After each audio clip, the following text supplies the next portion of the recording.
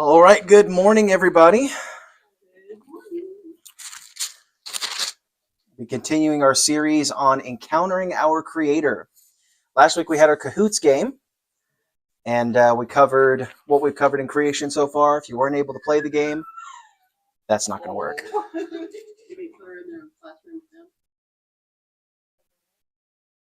That's up to you. Whatever. I'll give it a try. Yeah. I don't want it to be a disturbance, but that's a bigger disturbance, I think, right now.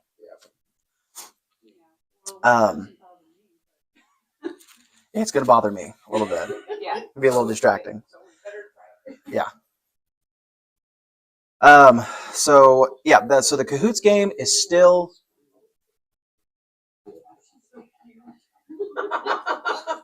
Amen. Yeah, you guys are right. That wasn't distracting at all. Every human in here stopped listening for a second. Oh, puppy! All right, so the game is still online for those who want to play it. Last time we had a lesson, which was the week before that, we talked about day 2 and day 3 of creation, which is where we covered the vapor canopy, the crystalline canopy, whatever you want to call it or believe that it was. That's what we talked about for day 2. Day 3, we talked about the land being created and the plant life being created on Earth as well. So this morning we're picking up on day 4. So the plan today is to cover day 4 and day 5 of creation. So we're going to start in verse 14 in Genesis 1.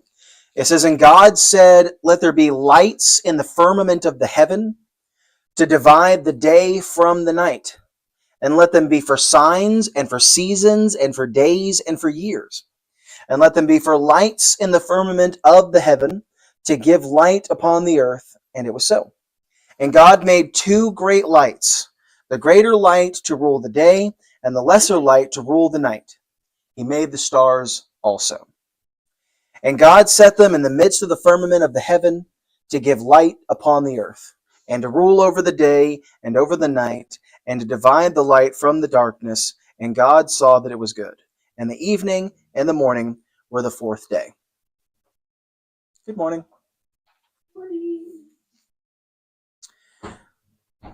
So, on day 4, celestial bodies were formed from the mass and energy created in the light that God spoke to existence on day 1.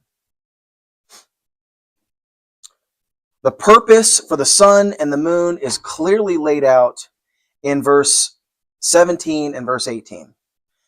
They are to give light to the earth, to separate light from darkness, and to rule the day and the night.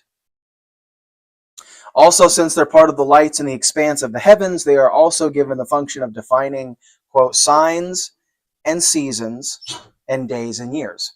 Now, what that means is that it is the sun and the moon that not only defines the cycle of day and night, that gives light to the earth, but it also defines how long our years are. It defines the different seasons that we have, depending on what part of Earth's orbit around the sun we're at, defines what time of the year it is, whether it's winter, spring, or summer, fall, is dependent on the sun as well. So then also you can see it says signs. The different stars in the sky. How many have ever charted different star constellations before? Okay. Well, if you haven't, what you might not know is that you have different constellations in the night sky during different times of year, right? You're not always going to see the same stars in the sky throughout the entire year. So sometimes we'll have certain constellations in the fall, and then in the spring you'll see completely different constellations, or the constellations will be very near to the horizon and that sort of a thing. So to chart the stars is different depending on the season as well. As the year goes on, the stars change and the signs change as well. So when we're looking at the celestial bodies that were created, the first one we look at is the sun. Our sun, I don't know if you knew this or not, but was very uniquely designed. Our sun is different than all the other stars out there. Because I don't know if you knew this or not, but our sun is just a star. That's what stars are. They're balls of gas burning billions of miles away. That's what a star is. That's what Pumbaa taught us in The Lion King, right? That's what it was. Yeah. They're all like that, except our star that gives us life is unique. It's very different. Not only is it the perfect distance from the Earth, but our sun is missing a vast amount of materials that is found in other stars, which makes the mass of our sun perfect for creating just the right amount of gravitational pull. So what happens in some other solar systems and some other galaxies out there is that the mass of a sun is so strong that it pulls those planets into itself and absorbs them and absorbs that mass of that planet. So the fact that our sun is missing some of that mass inside of it makes it so that the gravitational pull creates an orbit, but just the right amount of gravitational pull so that it doesn't suck us into its orbit and absorb our planet as well. Beyond that, our sun has the most stable amount of light energy that travels to our planet. And it fluctuates by so small a margin that it cannot be measured by any scientific means. So when they study other stars and how the light travels to the planets in their solar systems and their galaxies, there's a fluctuation of how much of that light and its brightness and its energy radiates to those planets in its orbit. And they can measure the variations and how long they vary and so forth like that. The light that radiates to Earth varies by so small a margin we can't even measure it. And that light energy and its sustainability also sustains life here on Earth, because if it got too much brighter or too much energy and not enough energy and it fluctuated like that, it would make it very difficult for things on our Earth to exist. So our sun is more than just any other star. It's very, very unique to sustain life here the way it does. So it's not just the Earth that was created special in a way so that it can sustain life. Our sun was also created very special in a way that it can sustain life as well. The moon we just read about. At last count, our moon was just one of 36 planetary satellites in our solar system. Jupiter has at least 14. Pluto and many of the asteroids apparently also have orbiting moons. However, the moon, which sits in the Earth's night sky, has many distinctives of its own. It's very unique as well. Our moon is one of the largest moons in the solar system, relative, of course, to the size of its planet. It makes it almost like a mini planet. It's so large. Compared to many other moons, which are much smaller in comparison to their planets. But unlike some larger moons like Jupiter's Europa or Saturn's Titan, our moon has almost no atmosphere, leading to a heavily cratered surface with very little erosion. You look at the moon and you can see, if you ever like taken a telescope and looked at the moon for yourself, it took me, gosh, I tried for months and months to get one of those really great pictures of the moon. I didn't have the technology that some people have. I just had like it's a really nice telescope I have that's really top of the line. But to get the picture, I would have to try to line up the camera on the telescope lens in such a way that the camera does actually register what it's seeing. And then, because, the moon, you don't realize it moves pretty quick through the night sky. So if you don't get it just right real quick, you're not getting it. You have to trace it for, sometimes the moon is only out when it's a full moon like that for, a couple hours. And then it's gone. And so you have to really trace that thing on the few nights that it's out in just the perfect way. You have to really trace that thing just perfect. It took me several months to get a really great shot of the moon. And when you can see it like that for yourself, you can see all of the different craters. It looks like just somebody's beat the tar out of the moon. It's covered in craters. And that could be because it's been being hit by asteroids for billions of years, or it could be something triggering a global flood-like event, which we'll talk about in a few weeks. So just keep that in the back of your head.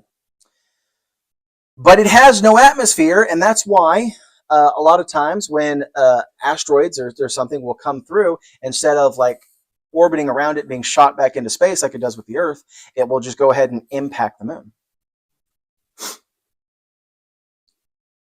And as a just like I love how, just like as a side note, it talks about the sun being made, and it talks about the moon being made, and then it says, and he made the stars also. Yeah. Which, by the way, these other things too. Which, when Moses is writing this, that's the way it appears to him. The sun, such an important thing. We gotta take some time for that. The moon, such an important thing. We see the moon. We gotta talk about these little dots in the sky. They're there too, but surely they don't hold much importance. Moses didn't know anything that we know about astronomy today. And he made the stars also. Well, little did Moses know that all of those little dots out in the night sky was whole other galaxies. Just a whole endless universe of God's creative work. When we talk about the stars, I would like to mention that since a light year is the distance that light travels in a year, which is about 6 trillion miles, and the Bible indicates that creation was only a little more than 6,000 years ago, we have a problem, don't we? The problem is, how can we see stars that are much farther away than 6,000 light years? If light travels that distance in that amount of time.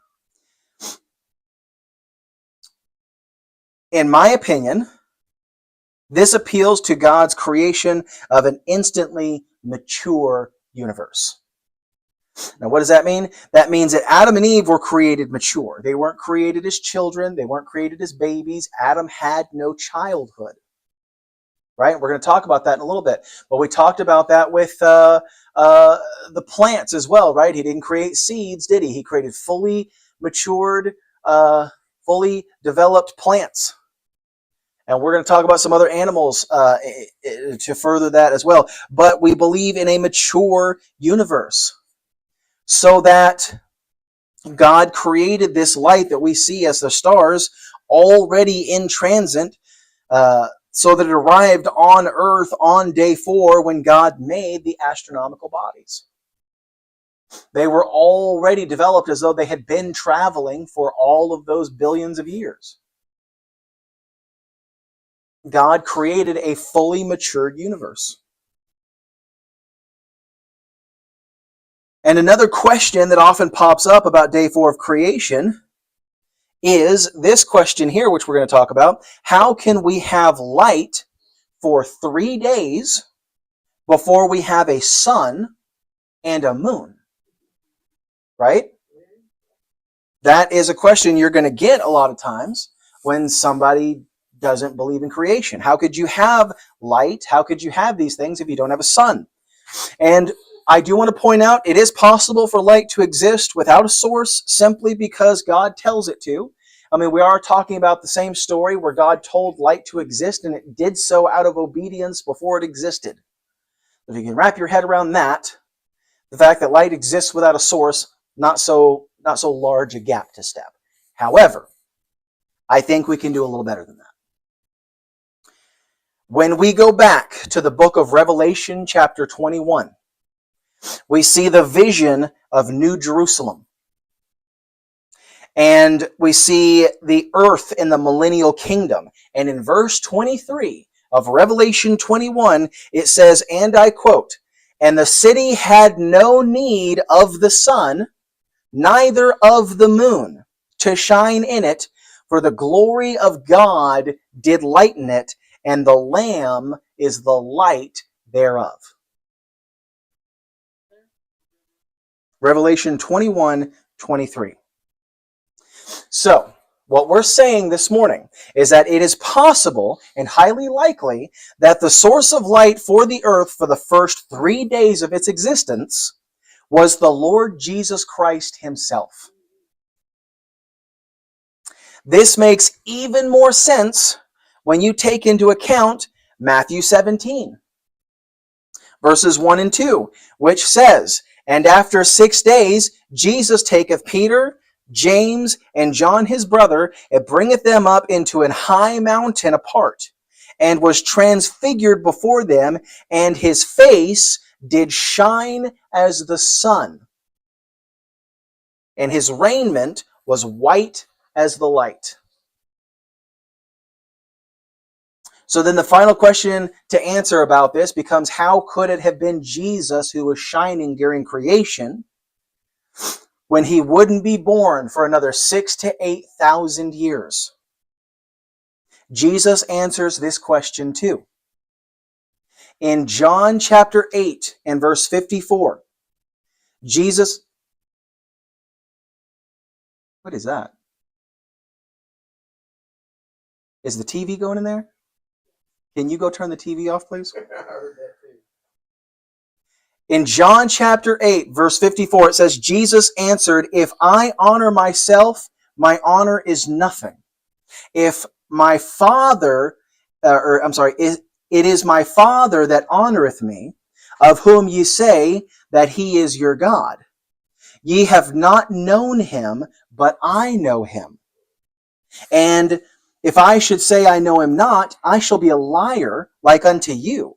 But I know him and keep his saying. Your father Abraham rejoiced to see my day, and he saw it and was glad. They said, then said the Jews unto him, thou art not yet 50 years old, and hast thou seen Abraham? Jesus saith unto them, verily, verily, I say unto you, before Abraham was, I am. Okay, that's huge, because what Jesus is saying there is a direct reference to Exodus 3:14. Moses standing upon the mountain speaking to the burning bush, and the burning bush saying, I am God, and I'm giving you a message to take to Pharaoh. Thus saith the Lord God of Israel, let my people go, that they may serve me in the wilderness. And he will say, when I go to Pharaoh, because they have multiple gods, right? They worship all kinds of gods. There's a river god, there's a sun god, there's a harvest god, there's a fertility god. Which God should I say sent me? Because they're not going to understand this. And God says, I am that I am. Or as we would say it today, I am what I am. He says, you tell them I am sent you. Now, when the Bible says the word I am there, it's using a name for God that has long since been forgotten by God's people. It is a name that Abraham knew. It is a name that his son knew. And for many, many years, it's been lost. It is the name Jehovah. Some pronounce it Yahweh. But however it's pronounced, it's God's name, and it means the self-sufficient one, the self-existent one, that reveals himself. That's what that name means, and that is the God he's saying sent him there. And then we fast forward back to the New Testament, to John chapter 8, and Jesus is claiming, he says, before Abraham was, I am. He's claiming to be the great I am, that triune God of the Old Testament. And we're going to express about how God does express himself as plural probably next week. And I really don't want to get ahead of myself on that. There are some thoughts here that we got to hang on to when we go to speak about it next week. But Jesus claiming to be God here in John chapter 8, that's what Jesus said about himself. And to not believe that Jesus is God is to doubt that Jesus is telling the truth. Jesus is God. And as God, he is eternal. Not just eternal future, but he has always existed. Therefore, he was present during creation. And the most plausible source of that light for the first 3 days of creation was of the Lord Jesus Christ. And we know it's possible because we know he's going to do it again in the new millennial kingdom. So you can't have 3 days of light without a sun, without a moon. And by the way, the moon only has light because the sun has light. When they studied the moon and the dust on the moon, they found out that it's reflective. Right? So when the sun is on the other side of the earth, the sun reflects its light off the moon, and that's how the moon gives us light. It's still the light of the sun, it's just reflective off the moon. It's kind of like us. We don't have any light in and of ourselves. Our light is reflective of the S-O-N, sun. Little something to think about there. We reflect his light. Then on day 5, we pick back up in Genesis 1 and verse 20. It says, "And God said, let the waters bring forth abundantly the moving creature that hath life." And National Geographic had a job. "And," it says, "fowl that may fly above the earth in the open firmament of heaven." I'm sure Amanda would love for him to have skipped that step. Day 5 gives us animal life for the very first time. It wasn't until day 5 that breathing, living creatures began to inhabit the earth. But we see only 2 distinct kinds of animals. And again, the Bible was written tens of thousands, like 4 to 5,000 years ago. It was written a very long time ago. So it was written very far before our scientists in modern day had categorized animals into the different categories that they have. Now, they have categorized animals based on their behavior, based on their biology, based on other similarities of these animals, and it makes the most sense for the goal of a scientist how they have defined it. Now I'm going to tell you, the Bible doesn't define it the same way. That's because those definitions didn't exist yet, right? So when we see God breaking animals up into different groups, there's nothing wrong with that. It just means that the word mammal hadn't been invented yet, right?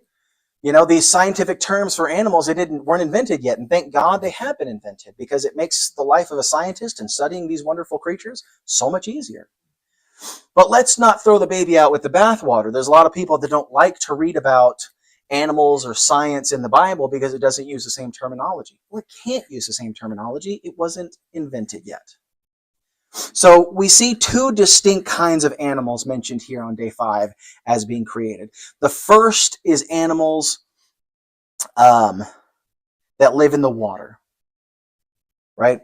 This would not only apply to fish, but to dolphins, whales, amphibians, and certain reptilian animals as well, that spent any portion of time living in the water.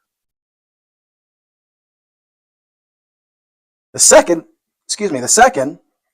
is animals with wings that can fly.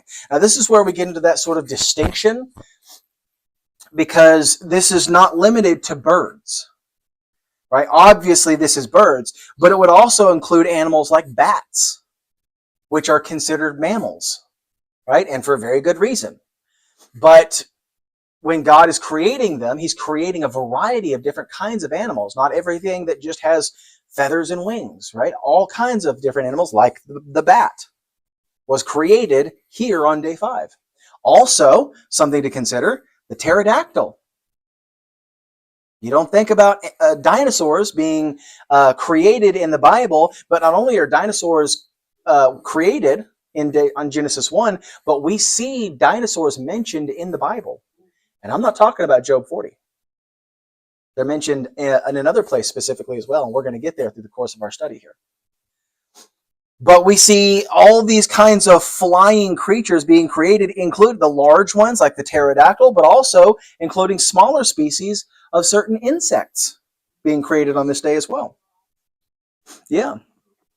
But wasps without stingers. How great would that be? Yes, ma'am. When are penguins and ostriches? Good question. That's a very good question. I think day 6. That's my opinion, because I think the terminology you see here in Genesis 1, verses 20 through 23, mentions specifically things that fly. Right. Yeah. The fowl that may fly above the earth in the open firmament of heaven. I think so, because it's mentioned that way specifically.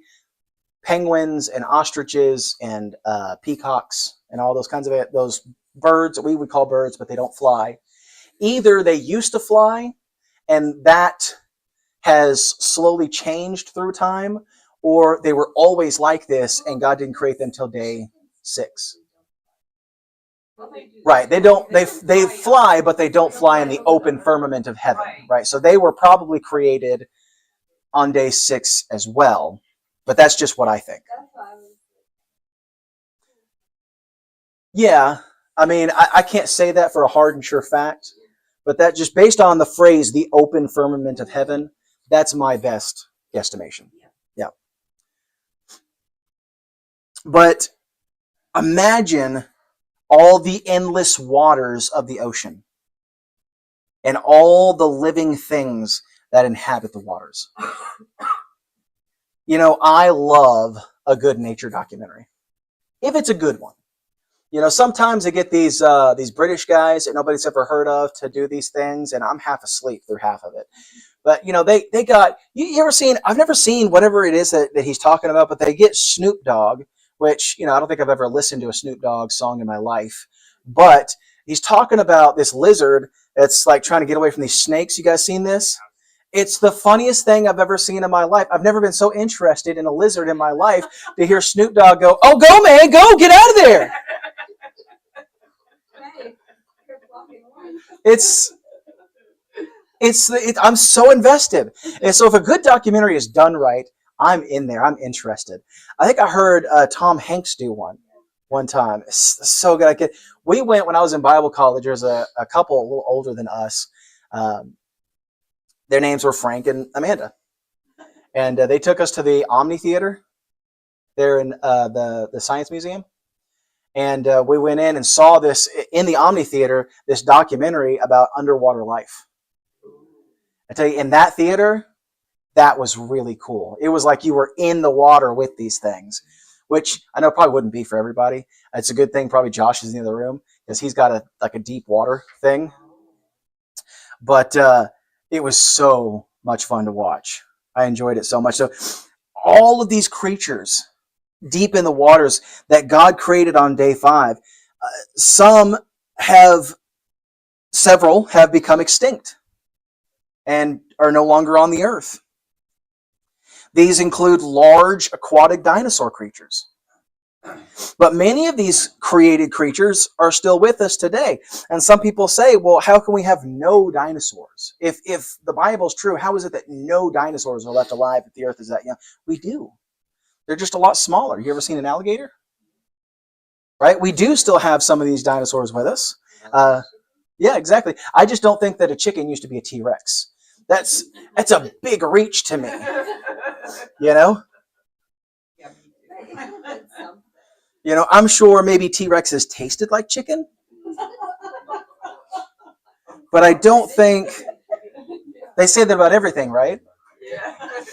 It tastes like chicken. That's what they say about everything. Snake. I've heard that about snake, yeah. Certain kinds of lizards. Frog legs. Yeah.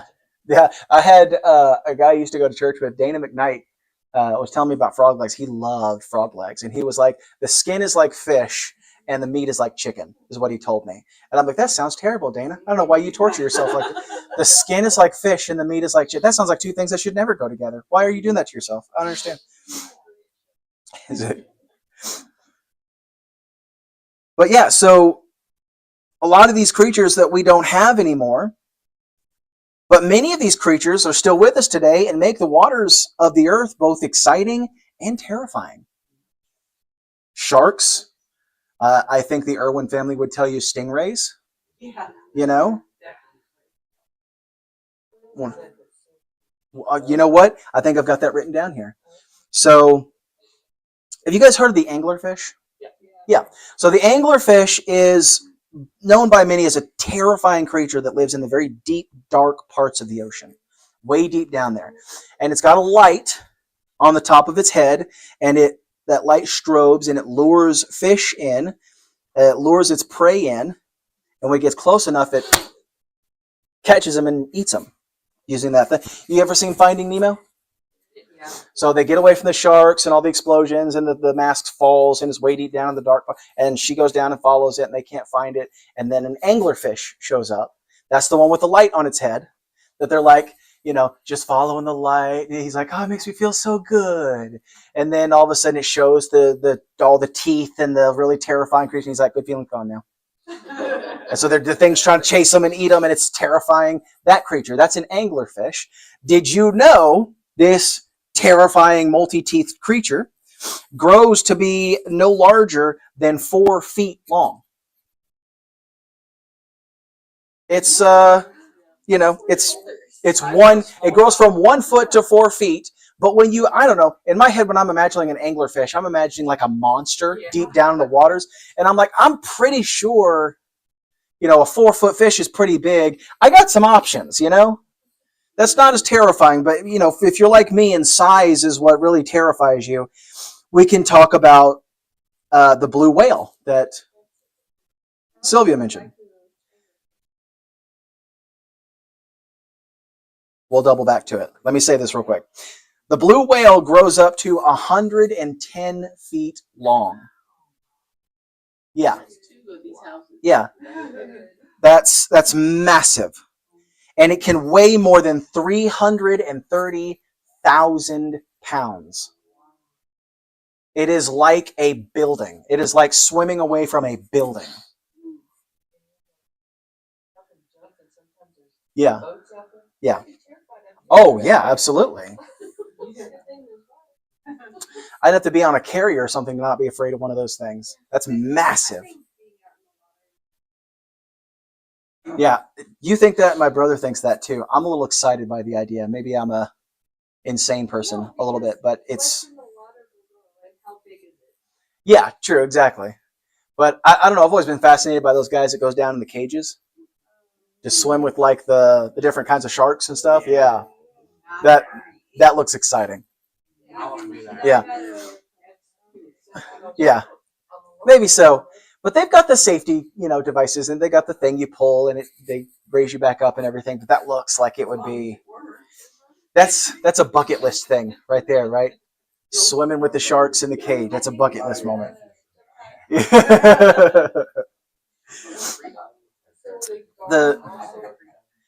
the waters, they're so fat. Like, you guys ever watch that show? What's it called? River Monsters? Yeah. Oh, I love River Monsters.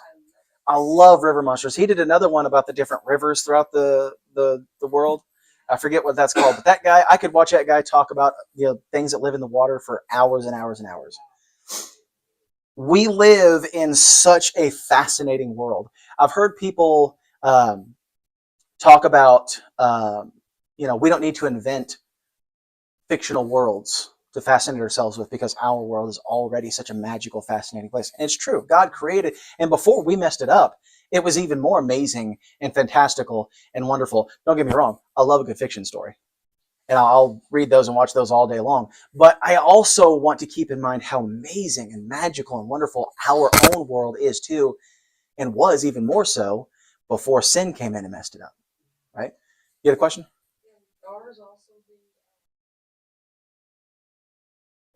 Yeah, I think just like the alligator and everything, they were much larger creatures. And I think what you see is like what we talked about with the hyperbaric biosphere we talked about last couple weeks ago. I think they just grow smaller now, right? They used to be these massive creatures, like how we talked about plants grew bigger. I think a lot of animals grew bigger as well, and they just grew a lot smaller, or else their species couldn't adapt to the new environment and went extinct. So that is probably what happened, and I'm getting a little ahead of myself, but it's so fascinating. I love talking about it. So, I mean, and not just the water creatures created, but the flying creatures as well. I mean, have you ever just looked out the window at the clear blue sky and just imagine yourself being able to fly with the birds? I think just about every kid who's ever been in 4th grade just imagines being able to fly. It's just such a fantastical daydream, And though many may find them terrifying, birds add a lot of wonder to our world.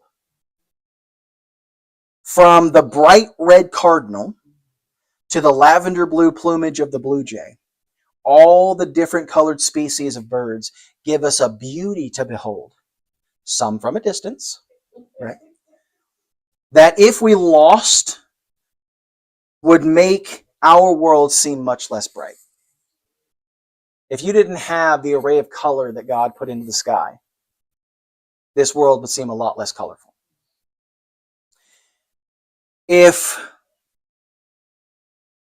we lost It would make our world seem all the chirping and songs that the birds add, a special kind of music to the nature of our world that would otherwise make it feel a lot more monotone, were it not for the fowl of our earth. God created a very beautiful, very special place.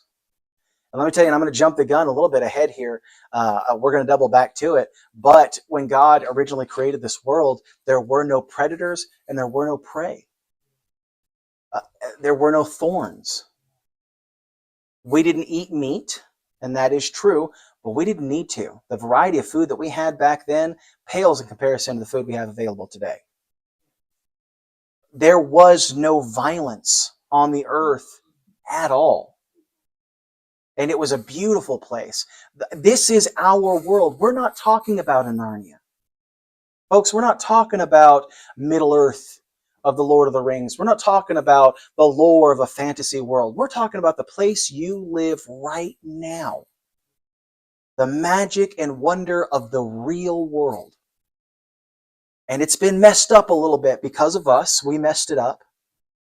But God's going to come back and fix it. And oh, what a day that's going to be. All the fish and the birds and the marine life and everything magical and wonderful and amazing about the world in which we live. Some of these creatures can do things you can't even begin to imagine. I heard a comedian talking about the electric eel. What did they call that before we discovered electricity, right?